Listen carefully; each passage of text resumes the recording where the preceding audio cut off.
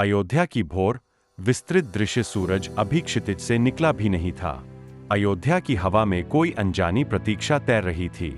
रथों के पहिए धीरे चल रहे थे, घोड़ों की सांस से भाप उठ रही थी और महल के ऊपर बैठे कबूतर अकारण बेचैन होकर उड़ान भर रहे थे। महल की दीवारें उस सुबह मानो किसी अदृश्य ऊर्जा से कांप रही थीं।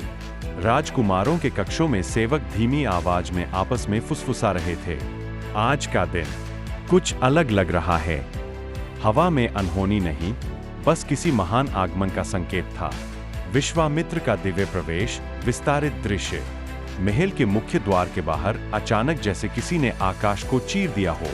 एक सफेद नीली प्रकाश रेखा धरती पर उतरी और वह तेज धीरे धीरे एक आकृति में बदल गया। धूल धीरे से उठी, जैसे स्वयं प्रकृति प्रणाम कर रही हो। सामने खड़े थे महर्षि विश्वामित्र, ऊंचे, स्थिर, ललाट पर तपकी अग्नि, नेत्रों में ऐसा तेज कि देखने वाला स्वयं भीतर झांक लिया महसूस करे।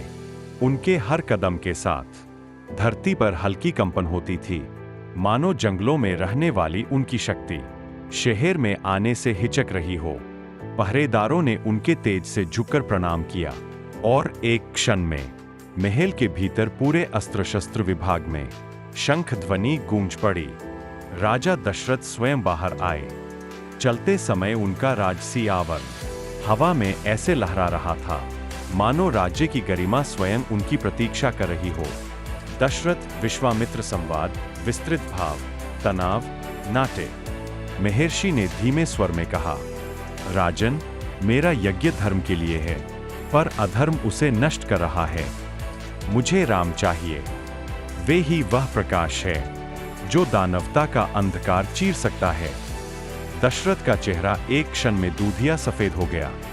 उनकी उंगलियां सिंहासन के सुनहरे किनारों को कसने लगी, जैसे दिल की धड़कन कोई ठोस पकड़ चाह रही हो। भगवान, वह अभी बच्चा है। दशरथ का स्वर कांप गया। मैं उसे इस युद्ध में कैसे भेज दूं? दशरथ की बात खत्म होने से पहले महल के छायादार चतुर्भुज में शांति का समंदर लिए वशिष्ठ प्रकट हुए। उनकी आवाज ऐसी जैसे किसी ने झरने पर कंबल डाल दिया हो। राजन, राम का पथ आपका नहीं, उनका जन्म स्वयं धर्म के लिए हुआ है। उन्हें रोके तो आप है, पर रोकने का अधिकार आपसे पहले धर्म का है। यह सुनकर दशरथ की आंखें नम हो गईं। पिता का हृदय टूट रहा था, पर धर्म का कर्तव्य उन्हें वहीं थामे हुए था। राम का प्रवेश। राम जब आए, उनके कदम इतने शांत थे कि महल के सैकड़ों कक्ष अपनी धड़कन भूल गए। उनके वस्त्र साधारण थे, ललाट पर हल्की कांति और आंखों में ऐसी विनम्रता जो किसी साधारण राजकुमार में नहीं मिलती। राम ने कहा, पिताश्री, आपका आदेश और गुरुजन की सेवा मेरे जीवन का सबसे बड़ा सौभाग्य है। उनकी आवाज में डर नहीं, सिर्फ एक किशोर का सच्चा विश्वास था। दशरथ ने राम को गले लगाया। वह आलिंगन लंबा था, इतना लंबा कि समय भी थम गया। लक्ष्मण का अटूट प्रेम, विस्तारित भाग। लक्ष्मण दूर खड़े हर शब्द सुन रहे थे। उनकी भुजाएं अनायास तन रही थीं, मानो अपने भाई की रक्षा अभी इसी क्षण करनी। उन्होंने आगे बढ़कर कहा, भैया अकेले नहीं जाएंगे, उनकी ढाल मैं बनूंगा। उनके स्वर में ऐसा संकल्प था कि स्वयं विश्वामित्र की आंखें चमक उठीं। धर्म यात्रा की शुरुआत, विस्तृत यात्रा दृश्य।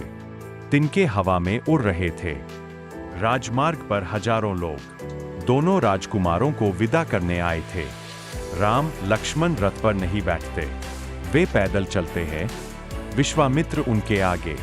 यह दृश्य राष्ट्र की आत्मा जैसा था। जंगल में प्रवेश, अति सूक्ष्म विवरण। जंगल के भीतर सूरज की किरणें भी डरते डरते गिर रही थीं। पत्तों की सरसराहट, कहीं दूर से शेर की गर्जना, भिनभिनाते कीटों की आवाज, सब मिलकर एक अजीब सिम्फनी बना रहे थे। विश्वामित्र ने कहा, यह वन तुम्हें मित्र की तरह अपनाएगा या शत्रु की तरह चुनौती देगा, तुम्हारा मन ही निर्णय करेगा। बस एक लाइन से राम लक्ष्मण के चेहरों पर एक नया धैर्य उभर आया। पहली रात, अनोखी दिव्यता रात को आसमान काली स्याही की तरह फैला था। केवल चंद्रमा जंगल की घनी डालियों में उलझा हुआ था। विश्वामित्र ने आग के सामने बैठकर कहा, अब समय है उन शक्तियों के जागरण का जो तुम्हें आने वाले युद्धों में दृढ़ बनाएंगी। फिर मंत्र शुरू हुए। उनका स्वर्ण तेज न मंद, बस इतना शक्तिशाली कि जंगल की हवा भी उस लय में झूम उठी। राम लक्ष्मण ने बाला और अतिबाला मंत्र धारण किए। उनकी आंखों के सामने जैसे सहस्र दीपक जल उठे। तारका का वन डरावने विस्तार के साथ। अगले दिन तारका के वन में प्रवेश करते ही हवा भारी लगने लगी।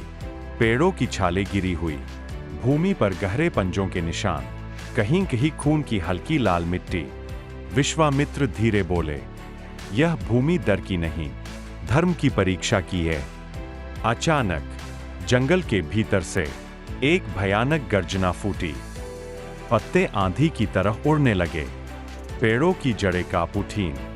फिर तारका प्रकट हुई। उसका शरीर पर्वत जैसा, बाल उलझे हुए काले बादलों जैसा, और आंखें जैसे आग के दो कुंड। गर्जना इतनी तीव्र कि पक्षी आकाश से गिर गए। राम ने धनुष उठाया। उनके चेहरे पर कोई भय नहीं था, केवल एक शांत दृढ़ता। एक ही बाण से तारका ध्वस्त होकर गिरी। धरती हिल गई, धूल का बादल उठा, और फिर देवताओं की आकाशीय ध्वनि, धर्म की जय हो। मारीच, सुबाहु युद्ध और भी भव्य विस्तार। कई दिन बाद महायज्ञ का समय आया। सैकड़ों ऋषि, हजारों श्वेतपीत वस्त्रों की छटा, गूंजते हुए मंत्र, पूरा वातावरण आकाशीय हो उठा। इसी दौरान काले बादल अचानक उमड़े, हवा चीखने लगी, आकाश से परछाइयां उतरीं। मारीच और सुबाहु दोनों की हंसी इतनी भयानक कि अग्निकुंड की लपटें भी कांप उठीं। सुबाहु ने आकाश में काली ज्वाला उठाई, मारीच ने पृथ्वी पर राक्षसी वायु फैलाई। राम आगे बढ़े। उनकी चाल तेज नहीं, पर हर कदम मानो धरती को आश्वस्त कर रहा था। एक बाण से सुबाहु भस्म हो गया, दूसरे बाण ने मारीच को समुद्र पार उड़ा दिया, जैसे कोई तारा आकाश को काटता हुआ चला जाए। शिव धनुष का संकेत और विस्तृत प्रतीक। विश्वामित्र ने राम को एक पवित्र स्थल पर ले जाकर धनुष दिखाया।